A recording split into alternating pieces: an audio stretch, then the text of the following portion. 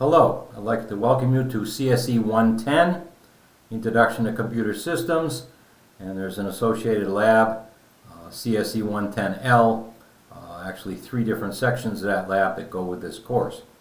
My name is Gary Mlett. I'll be the instructor for the online course. I'll also be having one of the labs on Monday afternoon. Professor Collins will be doing 2 labs. I think they're both on Friday. So you should be in the course and should be in a lab.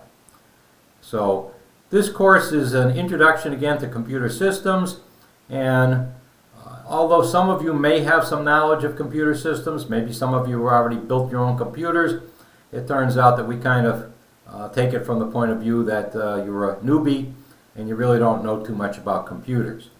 And we deal with both the hardware and software of computers. So we start off with taking a look at system components. Those include things like motherboards. We'll take a look at the microprocessors that power these devices. We'll take a look at RAM. We'll take a look at storage, that is hard drives and solid-state hard drives. We'll take a look at mass storage, like things like DVD players and so forth. We'll also take a look at things like audio cards and sound cards and video cards, graphics cards, and so on. And then we tend to kind of go over to operating systems. So right now in fall 2020, Windows 10 is the operating system du jour, as they would say. Actually, we've been kind of waiting. It's almost time for Windows 2020, but Microsoft has said they're not going to rename Windows 10. They're going to just keep doing updates to it. So I guess we're stuck with Windows 10 for a long time. At least that seems to be the case. So we take a look at operating systems and utilities that are available in operating systems that allow us to take and customize our computers and do many different things that the average user doesn't ever get involved in. We'll also take a look at Linux, Ubuntu, and Mac OS, and we don't get crazy going into those things, but we take a look at how we can control those computers using fundamental operations with the operating system. So what we'd like to do in this course is to make you comfortable with a PC.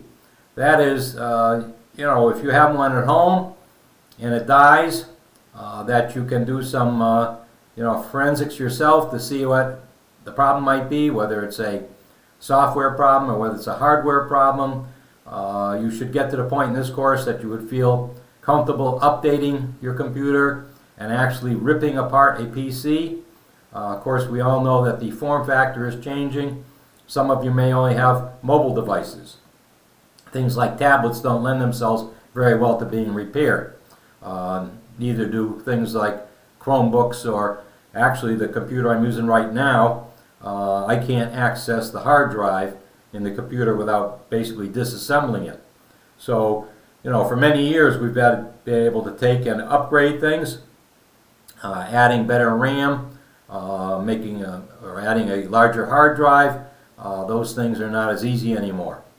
Upgrading software, installing application software, and so forth are topics we'll get into.